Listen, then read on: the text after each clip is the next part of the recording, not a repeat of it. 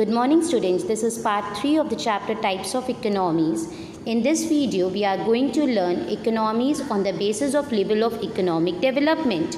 मतलब economic development के basis पे अगर हम इकोनॉमी को डिवाइड करेंगे तो वो कौन कौन से पार्ट्स होंगे. फर्स्ट वन है डेवलप्ड इकोनॉमी. ठीक है, डेवलप्ड इकोनॉमी बेटा वो इकोनॉमी है जहाँ पे पर कैपिटा इनकम बहुत हाई है, स्टैंडर्ड ऑफ लिविंग बहुत हाई होता है लोगों का, और they are mainly based on industrial and service sector, that is tertiary sector. ठीक है, now let us read. Economies which enjoy a high level of per capita income and a high standard of living are called developed economies. उनको क्या बोलते हैं हम?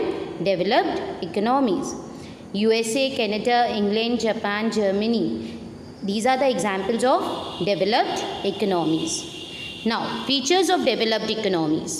First one, high level of per capita income. National income and per capita income are high in a developed countries. Developed countries में national income और per capita income बहुत high होती है. According to the World Development Report 2013, per capita income in a developed country is $14,476 or more. World development report के accordingly जो developed countries हैं उनकी पर कैपिटा इनकम $14,476 होनी चाहिए या उससे ज़्यादा. Second one, predominance of industrial and service sector. जो डेवलप्ड इकोनॉमीज़ हैं वो किसके ऊपर डिपेंड होती हैं? इंडस्ट्रियल और सर्विस सेक्टर के ऊपर. वो एग्रीकल्चर सेक्टर पे इतने डिपेंड नहीं होते. ठीक है, developed economies are dominated by the large industrial and service sectors. Agriculture here remains a subsidiary occupation. Major part of a country's national income is contributed by the industrial sector.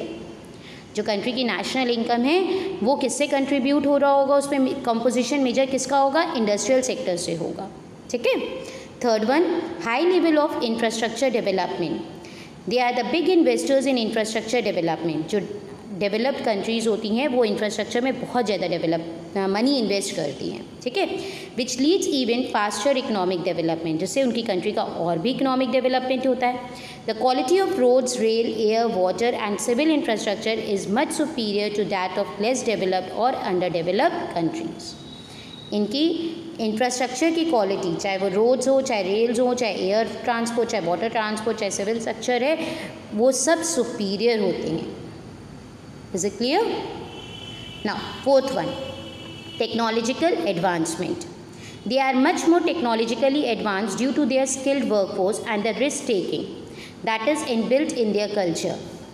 They embrace newness, which is why they are deeply involved in the discovery of new advanced technologies in multiple fields. ये क्या करते हैं बेटा? They more focus on their technology. वो risk लेते हैं ज़्यादा. वहाँ पे स्किल्ड वर्कफोर्स है, डेवलप पर्सनस है, high development index, human development index है वहाँ पे हाई. मतलब जो वर्कफोर्स है, जो लेबर फोर्स है, बहुत स्किलफुल है, वो एजुकेटेड है, और वो किस पे हमेशा वर्क करते रहते हैं? They work for the research and development more. तो वो जो टेक्नोलॉजीज़ यूज़ करते हैं वो टेक्नोलॉजीज़ भी बहुत हाई यूज़ करते हैं. Fifth one, full exploitation of resources. Developed countries make full exploitation of their available natural, physical and human resources. जितनी भी डेवलप कंट्रीज़ हैं वो अपने रिसोर्सेज की क्या करते हैं? फुल यूटिलाइजेशन करते हैं, फुल एक्सप्लॉयटेशन करते हैं. चाहे वो नेचुरल रिसोर्स हो, चाहे वो फिजिकल रिसोर्स हो, चाहे वो ह्यूमन रिसोर्स हो. आई hope it is clear. Now developing economy. A developing economy is a one which is not developed yet but passing through the process of growth and development. Developing economy वो economy है जो अभी तक develop नहीं हुई but वो इस page से पास हो रही है. That is the process of growth and development. ठीक. The standard of living of the people has not reach a high level but is rising. Standard of living बहुत हाई लेवल तक तो नहीं पहुंचा जितना डेवलप कंट्री में होता है, but it is continuously rising. वो कंटिन्यूसली बढ़ रहा है.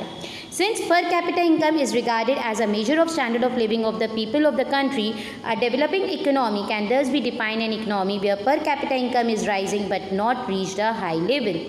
इन्होंने क्या कहा, अगर हम standard of living measure mark करते हैं तो किसके बेसिस पे करते हैं, उनकी पर कैपिटा इनकम के ऊपर। तो अगर हम पर कैपिटा इनकम देखें डेवलपिंग इकोनॉमी की, तो वो क्या हो रहा है, कंटिन्यूसली राइज कर रहा है, बट अभी वो एक हाई लेवल तक नहीं पहुंचा है। China, India, Thailand, Mexico, these are the some examples of the developing economy. Now, features of a developing economy. The following are the main features of a developing economy. First one, though the level of per capita income is low as compared to developed economies, yet it has a rising tendency. जो मैंने आपको पीछे definition में explain किया, level of per capita income low ज़रूर है as compared to developed economies, but वो continuously rise कर रहा है।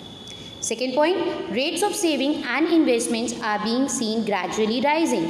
जो सेविंग्स हैं, इन्वेस्टमेंट्स हैं, वो भी कंटिन्यूसली क्या हो रहे हैं, बढ़ रहे हैं।